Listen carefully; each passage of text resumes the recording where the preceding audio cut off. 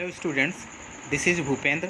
Online study की इस series में आज हम चैप्टर सेकेंड वैद्युत फ्लक्स तथा गॉस की प्रमेय के बारे में चर्चा करेंगे। इस चैप्टर के अगले क्रम में आज हम एक समान रूप से आवेशित गोलीय कोश के कारण वैद्युत क्षेत्र की तीव्रता का व्यंजक प्राप्त करेंगे।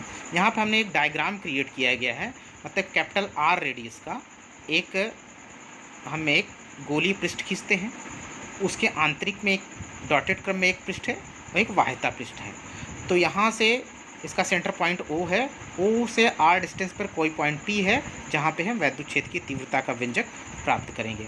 अब जैसे जैसे हमने ये डायग्राम क्रिएट किया है उसी को हम यहाँ पे मेंशन करेंगे।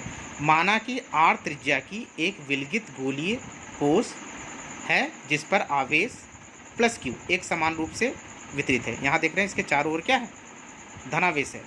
हमें कोश के बाहर, मतलब बाहर की ओर, फिर अंदर की ओर और उसके पृष्ठ पर वैद्युत क्षेत्र की तीव्रता का व्यंजक ज्ञात करना है। तो सबसे पहले हम वाह्य बिंदु मतलब वाह्य क्षेत्र के बारे में बात करेंगे।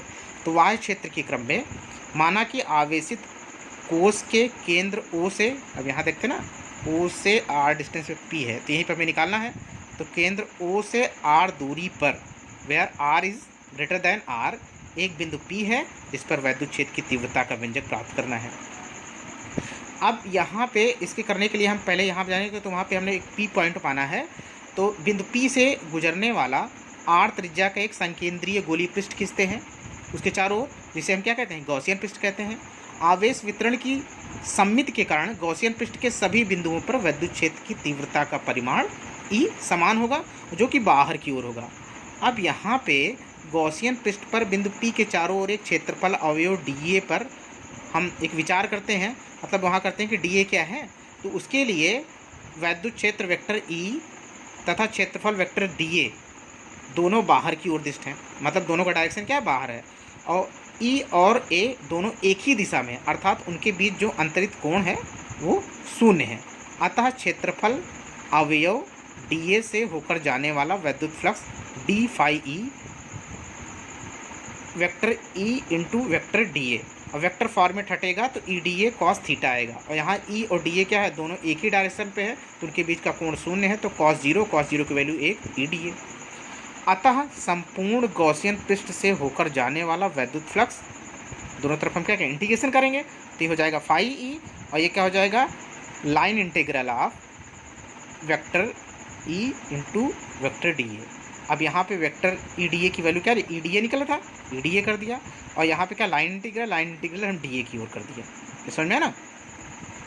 अब हम इसके आगे के बारे में देखेंगे। तो अब हम जानते हैं phi E is equal to 4πr²। 4πr² क्यों हो गया, क्योंकि हम यहाँ पे जानते हैं कि E क्या है, संपूर्ण पृष्ठ पर कांस्टेंट है, और integral of DA is equal to 4πr², क्योंकि 4πr² क्या है, गोले के पृष्ठीय क्षेत्रफल है। परंतु गॉस की प्रमेय phi E is equal to Q upon epsilon naught ये होता है।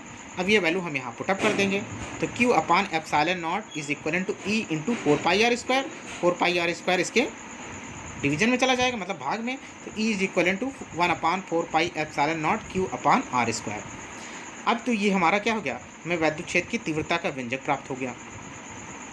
अब हम जानते हैं किसी बिंदु आवेश प्लस Q के कारण R दूरी पर वैद्युत क्षेत्र की तीव्रता E के लिए यही सूत्र है।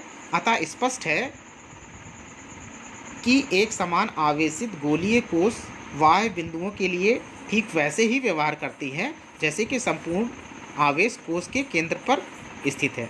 अतः यदि कोश पर आवेश का पृष्ठ घनत्व सिग्मा हो तो Q is equal to 4πr² sigma. अब यहाँ पे हम Q की वैल्यू रख देंगे, तो E is equal to 1/4π epsilon naught 4πr² sigma upon r²। 4π से 4π कैंसिल हो गया, तो E is equal to Q upon epsilon naught r² upon r²। तो ये हमारा क्या है, यह एक समान आवेशित गोलीय कोश के बाहर वैद्युत क्षेत्र का वैकल्पिक सूत्र है। अब हम यहाँ दूसरे क्रम में हम कोश के पृष्ठ पर हम चर्चा करेंगे। तो कोश के पृष्ठ के लिए हम क्या करेंगे, कोश के पृष्ठ हेतु यदि बिंदु P पर कोश के ठीक पृष्ठ पर है, मतलब यदि बिंदु P कोश के ठीक पृष्ठ पर है, that is R is equal to R, मतलब स्मॉल या R is equal to capital R, तब समीकरण जो यही समीकरण क्या हो जाएगा, हम यहाँ पे वैल्यू रख देंगे, आर की जगह कैपिटल आर रख देंगे, तो दोनों आर से आर कैंसिल हो जाएगा, तो E is equal to sigma upon epsilon naught आया। तो ये हमारा गोलीय पृष्ठ पर स्थित विद्युत क्षेत्र की तीव्रता का व्यंजक है। अब हम नेक्स्ट टर्म में हम देखेंगे आंतरिक बिंदु पर। आंतरिक बिंदु के लिए हम देखते हैं कि यदि कोश के भीतर एक बिंदु P डैश है, चूँकि आवेश कोश के पृष्ठ पर वितरित है तथा कोश के भीतर कोई आवेश नहीं है, अतः बिंदु P डैश से गुजरने वाले गॉसियन पृष्ठ के भीतर कोई आवेश नहीं होगा, अतः गॉसियन पृष्ठ से निर्गत वैद्युत फ्लक्स क्या होगा, शून्य होगा। इसीलिए phi E is equal to integration of E D A, और E integral of D A, और E is equal to 4 pi R square, और आर क्या है, आर जीरो है, तो इस कंडीशन पे यहाँ पे आर की वैल्यू रख देंगे, तो ई हमारी ई की वैल्यू क्या मिल जाएगी। अतः आवेशित गोलीय कोश के भीतर विद्युत क्षेत्र की तीव्रता सर्वत्र शून्य होती है।